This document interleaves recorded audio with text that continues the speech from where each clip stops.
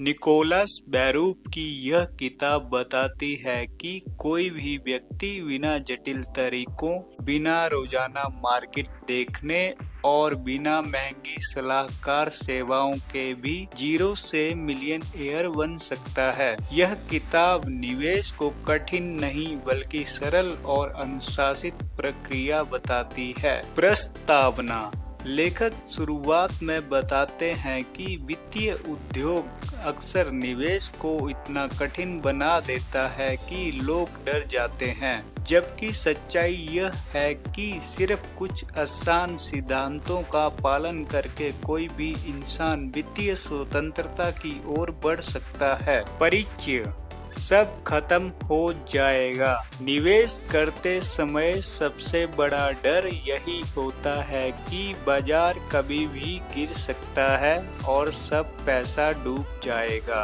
इतिहास गवाह है कि बार बार लोग यही सोचते रहे हैं, लेकिन हर बार बाजार लंबी अवधि में वापस उभरा और भी ऊंचाई पर गया। इसलिए निवेशक को डर की बजाय धैर्य रखना चाहिए। अध्याय 1: विस्फोट और संकुचन। शेयर बाजार में बुलबुले बनते हैं और फूटते भी हैं। इसाक न्यूटन जैसे महान वैज्ञानिक भी इसमें फंसे और नुकसान उठाया। यह अध्याय सिखाता है कि गिरावट और उतार चढ़ाव संभाविक हैं, इन्हें देखकर घबराना नहीं चाहिए। अध्याय 2: दुर्लभ मोती की तलाश। हर कोई ऐसा शेयर ढूंढना चाहता है जो अचानक बहुत बड़ा मुनाफा दे, लेकिन सच्चाई यह है कि ऐसे मौके बेहद दुर्लभ होते हैं और उनमें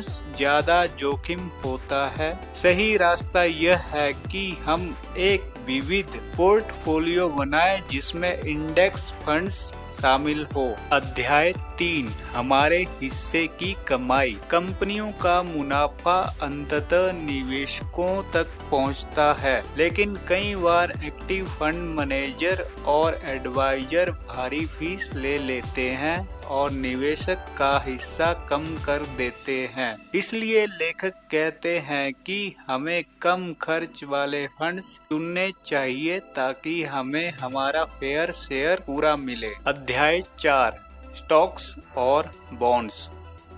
यह अध्याय शेयर और बॉन्ड्स की मूलभूत समझ देता है। शेयर में जोखिम और लाभ ज्यादा है, बॉन्ड्स सुरक्षित लेकिन रिटर्न कम देते हैं। दोनों का संतुलन बनाकर पोर्टफोलियो बनाना चाहिए ताकि जोखिम और रिटर्न संतुलित रहें। अध्याय 5: हाईवे पर 130 की रफ्तार। बहुत से लोग जल्दी अमीर बनने के लालच में तेज निवेश करने की कोशिश करते हैं, जैसे तेज रफ्तार से गाड़ी चलाना। यह खतरनाक है। सही तरीका है धीरे धीरे, नियमित और धैर्य के साथ निवेश करना। अध्याय 6: टीवी और नोटिफिकेशन बंद करो।